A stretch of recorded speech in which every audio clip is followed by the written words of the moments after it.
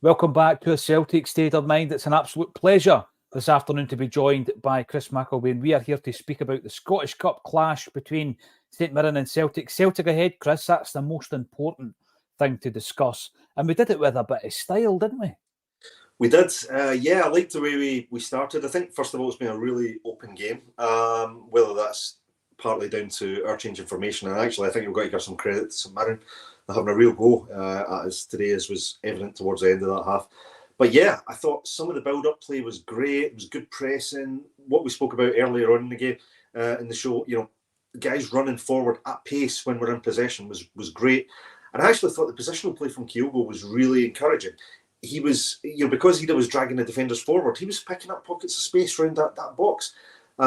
Really good cross from Palmer. Got to give him credit. He picked Kyogo out brilliantly, and what a finish. Absolutely superb. And how good was it to see the wee guy?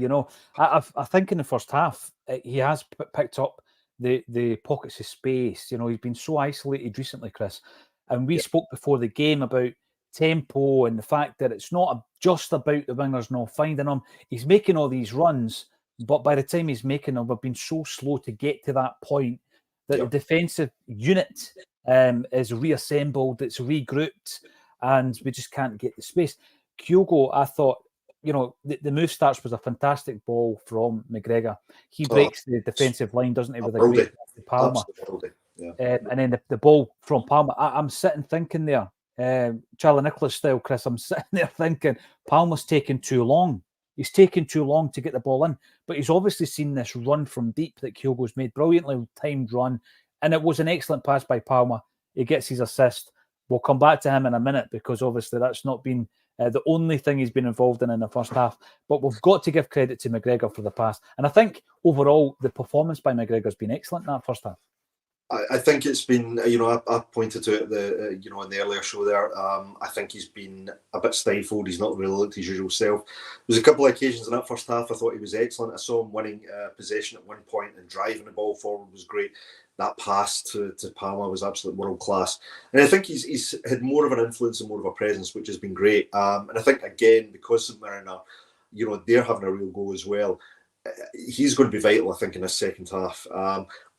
Alongside him, O'Reilly, I don't think he's having his best game yet. I'm hoping, I've seen him kind of lose possession a couple of times, not really quite coming off for him. But again, the quality he's got. So I'm hoping that the second half he'll come out and really show what he can do. But yeah, absolutely. I thought McGregor's had a great game so far. Really pleased. Yeah. And listen, it's far from perfect, right? It's a cup game. And like you say, St Mirren are up for it. I think my biggest concern really, Chris, is the fact that we're almost playing into that and giving them far too many opportunities by giving away corner kicks and free kicks. Because let's be honest, right?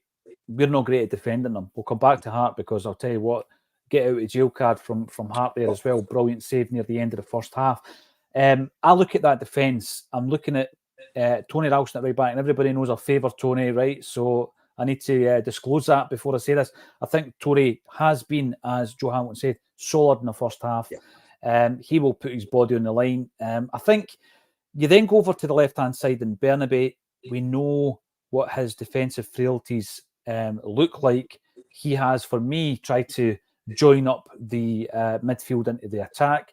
I don't know if he's got a great understanding with Palmer down that left-hand side, to be honest with you, Chris. I really don't, because, often we've seen both of the players kind of having to turn back into their own defensive third, which you don't want to see. At one moment, Palmer actually is in the final third looking for an out ball. He ends up travelling so far back that he passes the ball back to Joe Hart. And you're looking at that thinking to yourself, there must have been another option on. Surely there's another option. Or you know what? Take the player on. Take him on. There's a lack of ideas down the left-hand side for me. Yeah, I agree with you. I mean, I think you contrast it with what's going on the right-hand side. Big Tony's solid, as you're saying. But he's got the luxury of Maeda and Maeda's work rate, right? For whatever we all say about Maeda's end product, his work rate is tracking back. I mean, and Tony must have a wee feeling of security when Maeda's playing.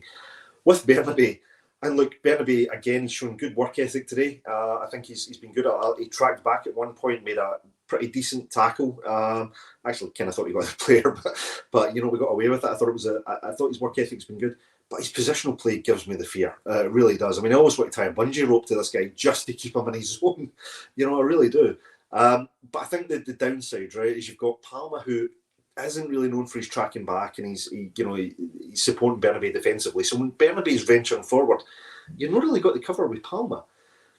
And when you come to Palma doing his actual core job, which is creation and playing the wings, cutting inside. I mean, there's one point he cut inside, and I'm like, pull the trigger. Obviously, didn't get the point.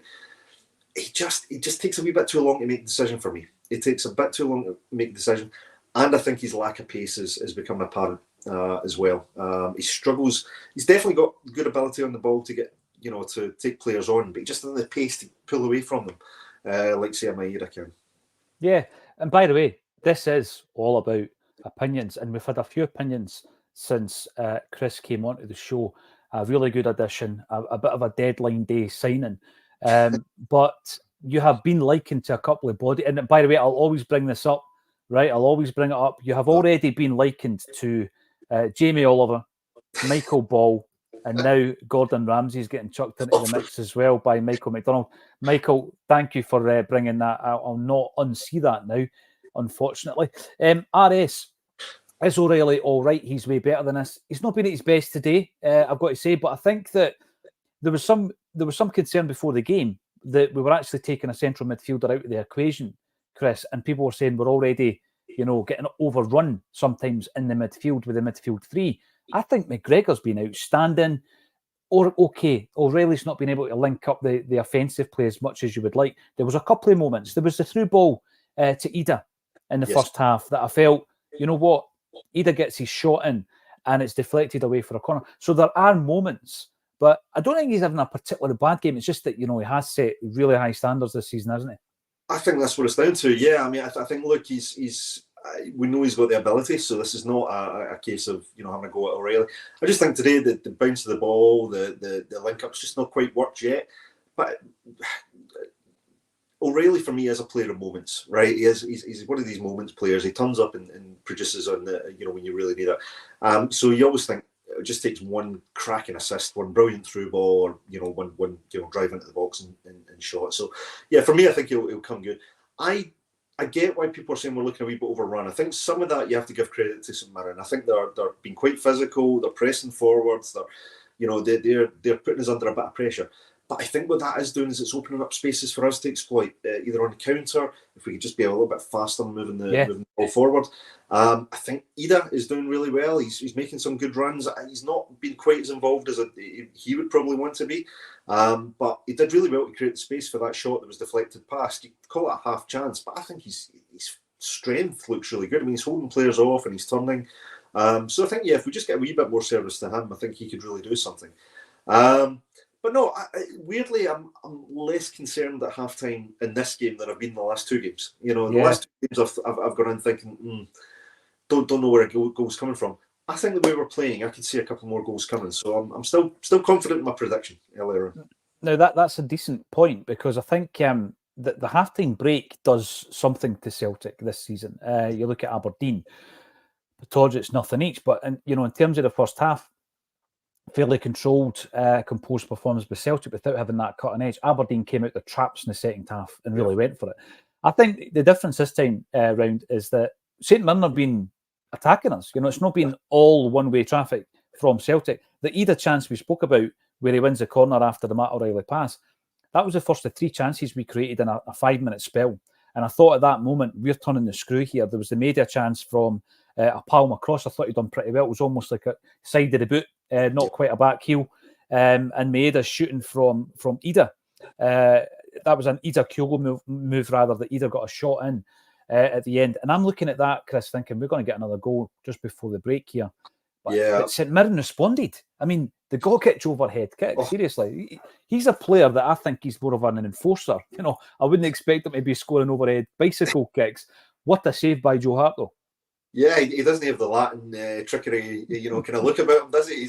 He looks like a bit of a bruiser, but what technique to get that shot. That's one of the best overhead kicks I think I've seen recently. But Brilliant save for Joe Hart again. Got down quick, good strong hand on it, and then had the awareness to push it away because it was a difficult one to hold.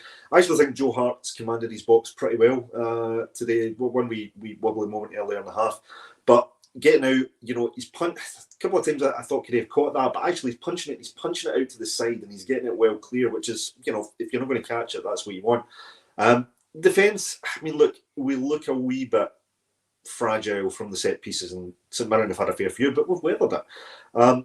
Spoke about Welsh earlier on, the kind of old style defender. There's him, pretty much headbutting the post to get the ball away. I mean, brilliant. That's commitment. That's what you want. Just fingers crossed he doesn't end up injured. But I think, given we know we're weaker in defence at the moment, we've got Taylor out, we've got Carter Vickers out. We're doing pretty well. Tony, I think, has been really solid, as you've said.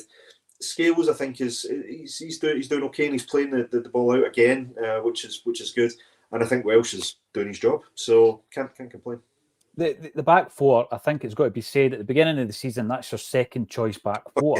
Because obviously Johnston and Taylor would be your fullbacks, and Carter Vickers would be picked every single week. One of the first names on the starting 11. Scales has become a first choice in time. He has become a first choice. But I think you're right. We've got three there who ordinarily, with everybody fit, wouldn't be starting. So cobbled together to a degree. And because of that, even more so, don't give away daft free kicks. Don't give away, possession, because often it's a last-ditch tackle. It's giving away a corner. It's giving them another opportunity. They're not a great team, contrary to that overhead kick. They're not a great team of finesse. But you know what? If you give them enough set pieces, they're going to score from one of them. Yeah. It's a good point you make with Hart, though, because initially when he's punching the ball, you're going, why aren't you catching that?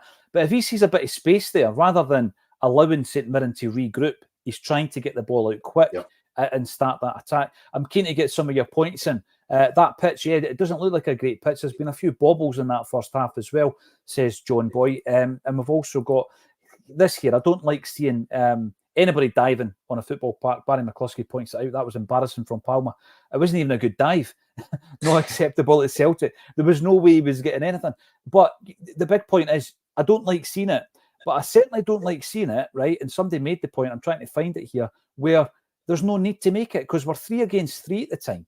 And you think to yourself, keep possession because we might be able to craft a chance out here.